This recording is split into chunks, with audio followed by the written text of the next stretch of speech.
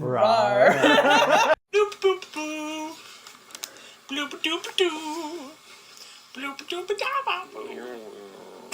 Hey, I'm Michael. I'm Molly. I'm Christopher. Today we're going to chat about Sheryl Crow's Tuesday Night Music Club, Sheryl Crow's debut album from 1993. What's our experience with this album? When did it come into our lives? How much did we interact? My first album was not actually Tuesday Night Music Club. It was self-titled, and I fell in love with her. Her voice, the things she was singing, and it was during a particularly rough period in my life. I started there with a deep affection for her, and I didn't find Tuesday Night Music Club until years later. I thought it was a very interesting introduction that fit well with her career, and it fit well with what I had in my mind as her persona and her vibe and the things she was saying. I thought it was definitely rawr, less polished, but still very powerful. It expressed this magnetism that she has that I feel whenever I hear her sing.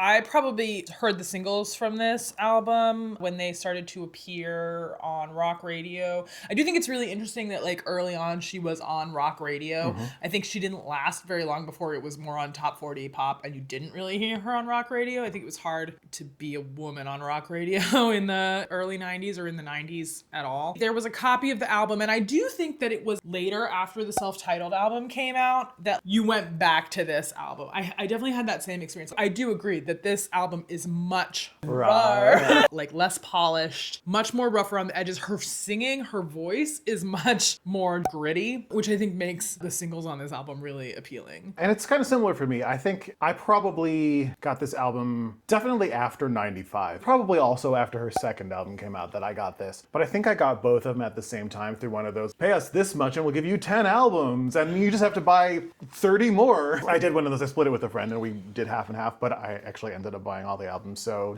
that tracks. Jeff, if you're watching, you still owe me.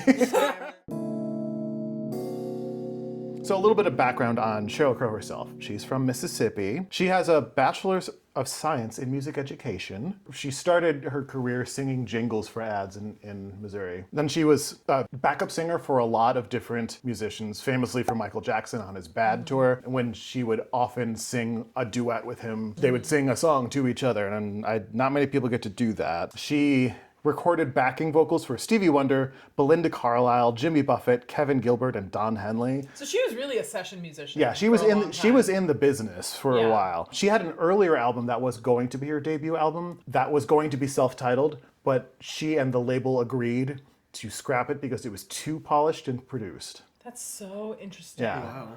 Because I was thinking, listening to this album, that it could have been a country album. Especially songs like Run Baby Run in the hands of Reba McEntire or whoever was the hot girl country singer of the time. It could have been a totally different kind of hit song because it definitely wasn't a hit for Sheryl Crow. It was a kind of a flop of a single before the hits from the album came out. That the country scene at the time wanted a much more polished image from its lady country stars, and then Sheryl Crow was absolutely not going to give them based on the dirtbagginess of this whole album. This is kind of funny that you said that about country because Sheryl was also writing songs for other singers at the time. She wrote songs for Celine Dion, Tina Turner, and Wynonna Judd. Yeah, that tracks. So a big range of different the styles. Judds could have totally sung Run Baby Run or some of the other tracks on this album. I think about this a lot, and we have talked about this a lot on this channel, what makes genre in popular music and marketing is most of it. I think all of these songs, especially if you take the vocals out, they could have been big on the country charts. Mm-hmm. But they steered her toward alternative rock because of her sort of gritty persona, I think. Mm-hmm. I don't know why they made the decisions that they made, but that's what it looks like to me,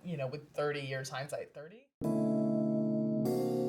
So Tuesday Night Music Club, this album, was named after the actual group of musicians who met on Tuesday nights. They met before Sheryl joined the group. Sheryl started dating one of the members of the group, and he's like, oh, you should come join. They quickly became just a group of people who were writing songs with each other casually for fun to being, this is a star-making machine now. We're going to create and produce her debut album. Yeah. The members of the Tuesday Night Music Club, Kevin Gilbert, who was the one that Sheryl was dating at the time, David Berwald, David Ricketts, Bill Bottrell, Dan Schwartz, Brian McLeod. Most of these guys had big hits at some point. Were they also session musicians? One of them, Bill Bottrell, was largely a producer and songwriter, had produced for a lot of big name acts. But David and David had a duo together in the 80s and had like one charting big hit that I don't know.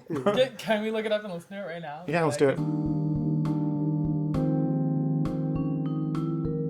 I don't hate it. I mean, No. I don't hate it either. No. The beat did, in fact, drop. So Crow was dating Gilbert when she joined, and they broke up shortly after the album was released. Cheryl and the rest of the Tuesday Night Music Club had a bit of a falling out after this album was released, partially due to some of the songwriting credits being contested. Cheryl is at least co-writer on every song, but then a lot of them are like the whole group wrote the song together. There are some disagreements on how much credit people should be getting for this. You know, I have learned that who wrote a song and who gets credit for writing a song is often dubious and is often done through like these handshake agreements and stuff. And I think that there's a lot of that happening to various degrees of congeniality and collegiality throughout the music business. So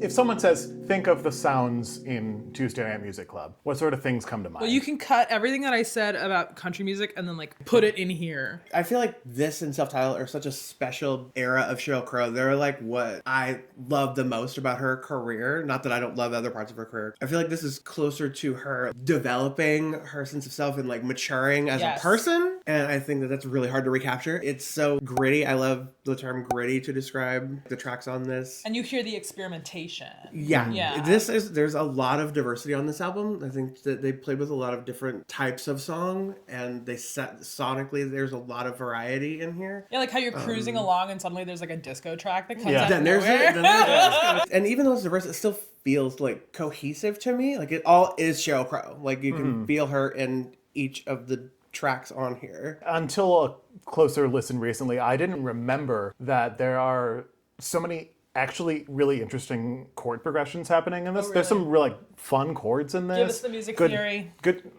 Good voice leading throughout. I was surprised by how tasteful and sophisticated a lot of it is. The guitar solos are just like sensitive guitar solos. Cheryl's self-titled album has more of the like rock guitar solos in it. Did she play guitar herself on any of this? No. As far as I could find from what notes I was able to find, Cheryl played piano on Run Baby Run and organ on Strong Enough and hand claps on All I Want to Do.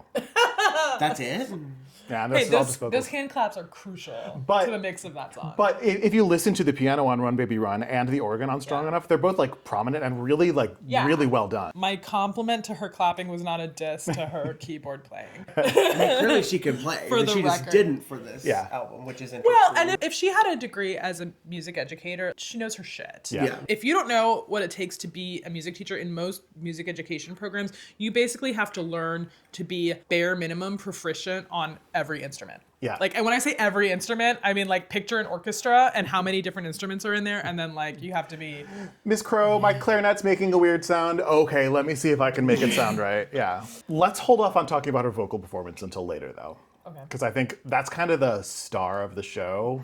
Totally. I have a And- lot of thoughts. And it deserves its own section. So the first single was Run Baby Run. Also, the first track on the album, when I put this album on today to listen to it from front to back for the first time in God knows how many years, I was like halfway through Run Baby Run and I was like going, you're telling me that All I Want to Do is not the opening track on this album? It is so interesting that whoever at the label or whoever is in charge of making these decisions chose that as both the first track and the lead single off the album.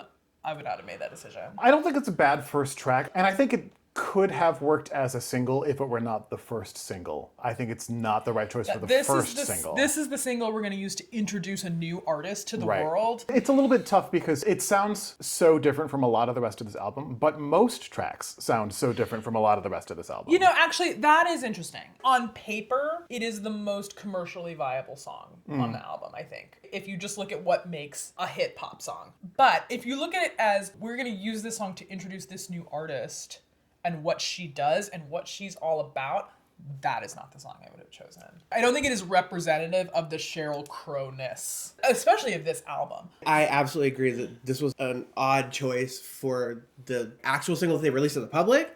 I really love it as an opening track because it grabbed my attention immediately.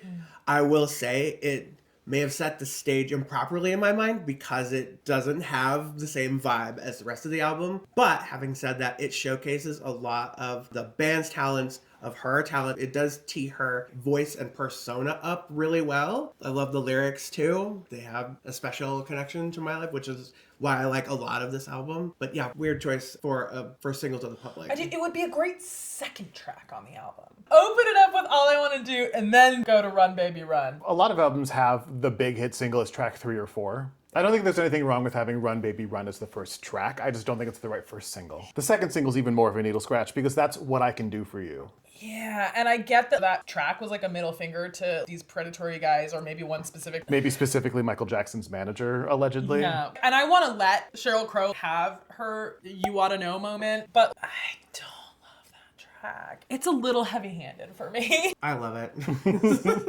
I've had that feeling before. I feel like there's a personal connection, which is what drives my love for this album. Whether literally or in some metaphorical way, she has lived every moment on this album. You can hear the like passion and the pain and the anger and all of that stuff comes through clearly. Second single though? I don't think it should have been a single at all. It's not a toe tapper. Leave it on the album, sure, and have the people who really connect with it, have it there for them. If you're trying to cultivate an image because you're a new artist, Run Baby Run and then this, I don't know if that is the most accessible that you want to be. I know you don't want to, you want to have your own message and you want to share it and it's yours, but the producers were in charge of that. But also, I think you just made a really interesting point about having a message, because these first two singles are definitely songs with heavy messages. Yeah. And throughout most of the rest of her popular career, her songs aren't really about the message as much. Not that they don't have message, They're but about like a personal yeah. sort of journey. these first two singles are very much like, I am an activist, basically. There's nothing wrong with music like that. Third single, Leaving Las Vegas. Now we're talking. This is getting closer to like the Sheryl Crow persona that hit the airwaves, like when we saw her on TV. Like this track for me is like, you know what? Fuck it.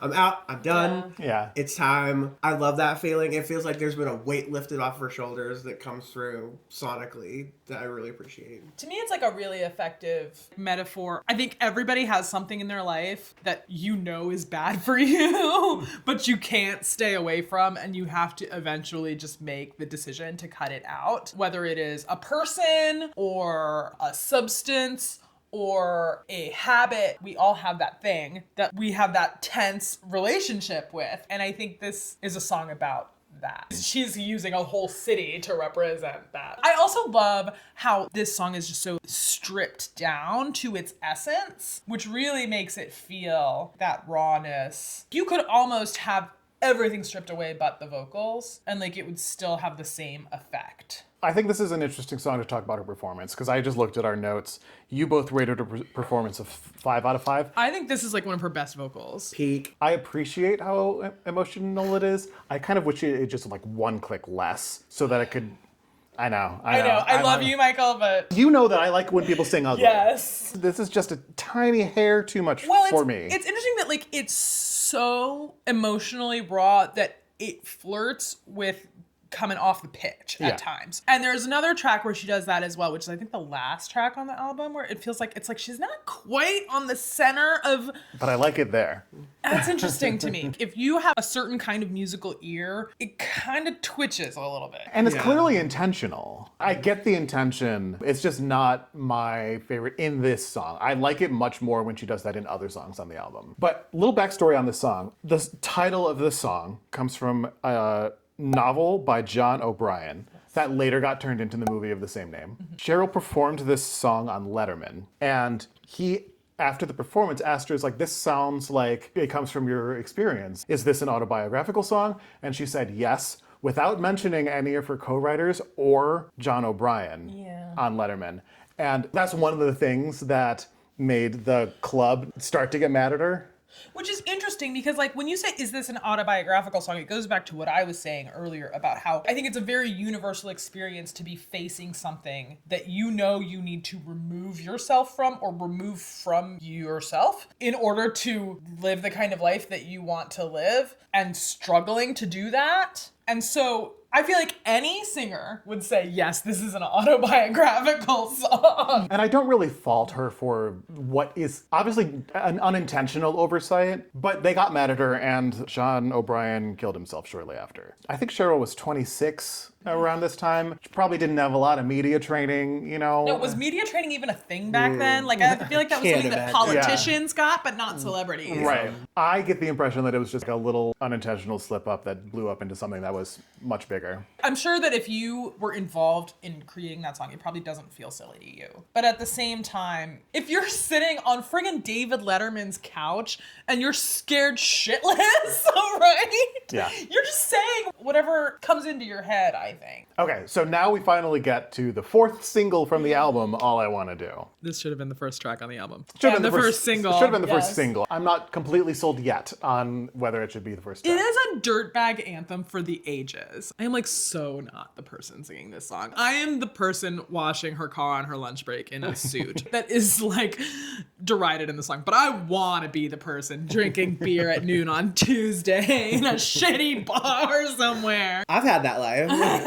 It doesn't end well. I will tell you that. It ended well for Sheryl Crow. Yeah, she did say that she had a huge drinking problem at this time. Sheryl apparently thought this was a throwaway song. She didn't want to include it, didn't want to make it a single, but her younger brother convinced her, like, no, that's the hit. It was number 2 on the Billboard Hot 100. And it won her a Grammy. It's based on a poem, Win Cooper's 1987 poem, Fun. The songwriting group sent the song to the poet. He's like, oh, that's great. But I too like a good beer buzz early in the morning. the poem is apparently semi-autobiographical about him and another writer, and the other writer sued the poet after the song got famous. No. Wow. The second something gets big, people want to ride the coattails. You got some money, some of that should be mine, obviously. I first heard this song when I was in a really bad study session. Like maybe I was in college or high school or something, when all the stress and drama and trauma and all that was like piling up. I'm like, you know what? All I want to do is have some fun, man. Just some kind of release from this day-to-day 9 to 5. Oh God, this is going to be my life forever. It's a lot to take in. And I feel like this kind of encapsulates, in a very Sheryl Crow way, wanting to escape from like that quotidian. Yeah, and there's an interesting lyric in the song about the car wash. It says they drive their shiny Datsuns and Bukes back to the phone company and the record store too. So like even the guy with the cool job is a cog in the system. Fifth single, Strong Enough. Which is, I think, a lot of people's favorite Sheryl Crow song. It's my favorite on the album. Not of her entire career, but favorite on the album. I love it. We just recorded it. So yeah, look throughout the channel for our release of this cover of this song. This is a song that also is stripped down to nothing, basically. The song is about vulnerability, so let's just make her vocals as vulnerable as possible, which is, I think, the obvious choice to make, and it works really well. But also like really beautiful chord progression in this song. It's a staple of country music, but I love every time an organ and or a pedal steel show up, and they're both here. But like used really subtly, this song could have easily turned into syrup in the wrong hands. The pared down nature of it, like there's nowhere to hide, so all you get is that direct one-on-one, I keep saying connection because that's what this album is about to me. No, that is definitely what this album is about. It just makes it such a powerhouse. Like she's vulnerably asking, are you strong enough? Like that's a big question for someone to answer. And I was listening to it today and I was thinking, because last week we talked about, was it 2 weeks ago? We talked about Liz Phair. And like, I feel that there are parts of this album that are almost in dialogue. You're just scissoring with your hands. That are almost in dialogue with that album. And obviously they were in two different worlds doing two different things. So not literal. Yeah, I'm sure they didn't know each other. Dialogue, but like, and we talked a little bit last week about like being a woman in the music industry and bullshit of the music industry, right? And like the sausage factory stuff. I think this album talks about a lot of that too. And this song, not necessarily is specifically about the music industry, but it is about feeling like you're at your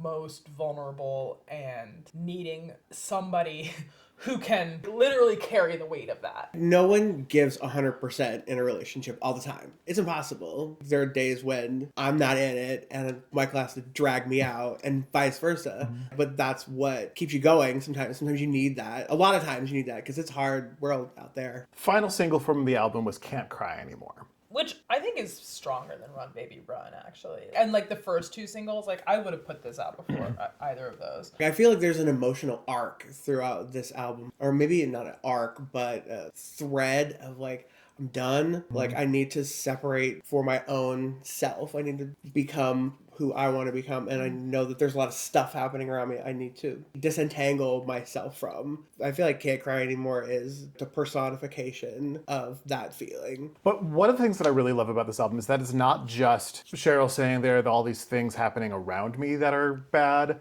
It's also her realizing I've got a lot of my own issues to work through, which makes this album so much more compelling. I know that she eventually got sober. Like, again, I said this is kind of a dirtbag album. A true dirtbag would just be like, this is it, baby. This is me. Take it or leave it. And there are parts of this album that are kind of like that. You also hear this person going like, oh, this isn't working. Her performance is a little bit more raw here too, and I think it works really well. Yeah. In this song, it's like fed up, like I'm not putting in all the effort. Her vocals are really gritty on this whole album, and especially when you compare it to her later work, where she got much more polished, but I do think she is at her best on this album when she's kind of at her worst. It feels real, like in a world where things are easily overproduced and overwrought. Authenticity is It's rich. everything in the music business. The incredible performance is, I think, Strong Enough is an incredible performance. I think Can't Cry Anymore is an incredible performance, but we already talked about those two. I want to talk about We Do What We Can. All of a sudden there's like this jazz Jazzy, torch yeah, song that comes yeah. out of nowhere and it's 5.5 minutes long. It's a song that I think every individual piece is so good, but there's something about, for me, in this song, how the total is less than the sum of its parts. It feels unfocused. Maybe that's it. I'll show a picture of our spreadsheet here, all the things that at least I look at. We don't all look at all these things. Things that I look at, I give absolutely everything a 5, and We Do What We Can, but I ended up giving the song a 3. I love the lyrics. I love her performance. I love the harmonies. I love all the things that are happening with rhythm and meter and texture, but it doesn't end up making a song that I love. I like it. Well, and it's also interesting that aside from Solidify, which is like the random disco song that comes out of nowhere, it's a song that's completely in a different style and a different sound universe than the rest of the album. And so you almost want to be like, stay in your lane, girl. This isn't what you do. I think if she did an album of jazz-influenced stuff, it would be really good. You're probably not wrong. And we talked about how like she's sort of experimenting a lot on this album, although most of the album is in that kind of country rock vein. But where she breaks out, I don't know that she always sticks the landing on this album. And so maybe you just need to live in that universe a little bit more. As someone who doesn't have like a musical background, I think what I do with this album is just ride along. Like I feel like a passenger and I'm willing to go where she wants to take me. There's a lot of twists and turns in this album and it might seem like disjointed or that they don't belong as part of a whole collection. But to me, I'm like, you know, if you stick with her, if you're in the car, right, it doesn't seem like that drastic a journey or a change. Right. The last incredible performance that I wanted to bring up was I Shall Believe. I forgot until I was listening through this album again how much I love that song. It's a good track. It fell off my radar, but when it came on, I immediately like was back there with it. Great last track. Rawr. It resonates. It leaves the echo. I would that just- absolutely keep that as the last track. Yeah. Yeah, that's a slapper of a closer. And this is another one where her vocal performance, when she gets a little like choked up on "Please Say Honestly," oh yeah, I feel that with you, Sheryl. It left me with hope, like inspiration in an album that doesn't always, you know, Yeah, there no, are dark I mean, places. this album is pretty dark, and so it is nice that it comes around. at But it's the not end like there. the happy saccharine, like everything's gonna be No. great. Right. It's like, you know what, I'm still gonna keep on trucking. Yeah. I think we should talk about "Solidify" and the Nana song. I was listening to this album today and I was like, the way I'm gonna word this is gonna sound kind of ridiculous, but like, I totally forgot how many unmemorable songs are on this album. The Nana song does end with that gut punch. Maybe if I had sucked his dick, I would have had a hit song or whatever. Yeah. And she names him. Frank DeLeo. Frank DeLeo's dong. Maybe if I'd let him, I'd have had a hit song. That whole song is worth it just to get to that punchline at the end. The rest of it is like, okay, what are we trying to be like? We didn't start the fire. Like, what are we doing? Yeah. Listening to the song when I was a kid, I'm like, these lyrics are so clever, the way it's one thought that flows into the next thought, flows into the next. But then I thought about it more, and it's like, this is a patty cake rhyme in the way the lyrics are structured. Yeah. Like, little kids are doing this all the time. Yeah. It's fun. I It's think fun. it's super clever. I forgot it existed. This one and Solidify happen to be the ones I rated the lowest. This one was a little too out there for me. And Solidify, my issue with it is more that it's out of place. And also that these two songs are more one note than the rest of the album is. I don't mean that like physically like a note. I mean like they're telling one thought. Yeah. Whereas most of the rest of the songs of this album are really complex in their emotional content. I do like the message around Solidify. Why should I have to solidify for you? Yeah, but then what does she say? She says something like, why should I solidify so that you can actually see me? A lot of this album is about vulnerability and then like resisting vulnerability, and this song is really about refusing to let people in. Letting people in is how you enrich your life. So she's talking about building up walls to protect herself, but like I don't think she's saying it like it's a good thing. Like I think she's saying like this is what I'm gonna do in this sort of tough girl way, but then she comes around later and sings, you know, friggin' Are You Strong Enough to Be My Man? It is super interesting that it's a disco song played on country instruments. The lyrics in general for Solidify, they're sort of going for this hep cat groovy thing that's like, it doesn't really fit what the rest of the album's doing. It feels awkward. It comes out of nowhere and sort of blindsides you. Like it's one thing to sort of like jog you out of your whatever and surprise you, but I don't know that this does that in a good way. No one said it would be easy. I think I would like more had it not been immediately preceded by Solidify and the Nana song. If this were elsewhere in the track listing, I'd probably like it more. It's just another super forgettable song to me. I don't think it's bad. I think the emotion that she conveys is done better elsewhere on the album. Yeah. But I still like this song. Like every album has filler tracks. I would love to hear this song sung by folk Americana singer like an Emmylou Harris or something like that. I wonder if someone who works in that genre all the time could do something interesting with it. Looking at all of the professional critics and doing the thing that I do where I try and average them out based on what's on Wikipedia, because this is before Metacritic and things like that existed. The average that I came to from the professional critics was 72%. Christopher gave this album in 97. I gave it an 83. 82. And our scores gave this an 80. Okay. So this all averages out with those four things to be an 85%. That feels about right for this album. So this is where Tuesday Night Music Club fits in with other scores around it. Who is this album for? Christopher. That's for Christopher. I mean, it did happen to be like a point in my life where I was exploring vulnerability and still feeling like I needed to insulate myself. It hit me at just the right time, in just the right way. So that's why I gave it such a higher score, because it personally felt like it was written for me, which is something very special. It's hard for an artist to get that across sometimes to a broad audience, which is obviously what she was going for, but I definitely felt like she was singing to me when I was listening to this in the basement, you know, crying. It's funny because, like, who is this album for? It's certainly not for, like, preteen girls Right. who are, like, singing along with this in their bedroom, which I definitely was. Like, I'm trying to picture what it looked like for, like, 12-year-old me to be singing Leave in Las Vegas. No, I'm thinking more like, I like a good beer buzz early in the morning. Who is this album for? I mean, I think it's for people who like country twinged rock, and I think people who are kind of dirtbags. Dirtbags with a heart of gold. There it is. If you like X, you would like Tuesday Night Music Club. All the answers that I would have do not line up with who Sheryl Crow's audience has become. Right. Like these decades later, because she really became a huge pop music celebrity, which I don't think she probably ever really intended to be. I think she probably intended to be more like a Lucinda Williams, right? Judging by like what's on this album, it just turned out that her music had like this mass appeal. Like who knew?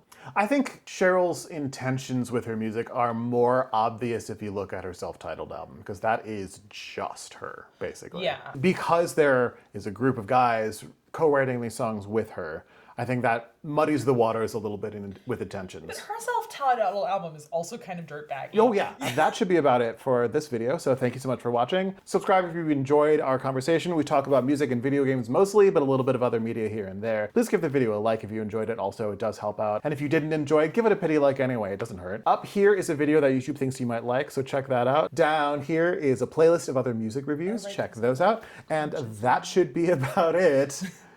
Maintain your groovy selves. Oh, he's so mad at me.